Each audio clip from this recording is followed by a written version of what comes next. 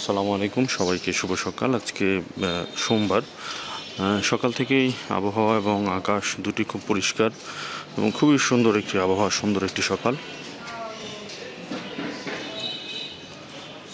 মানুষের কর্মব্যস্ততা শুরু হয়ে গেছে, দোকানপাট খোলা শুরু হয়েছে, কিছু মানুষ তার কর্মস্থলে যাচ্ছে।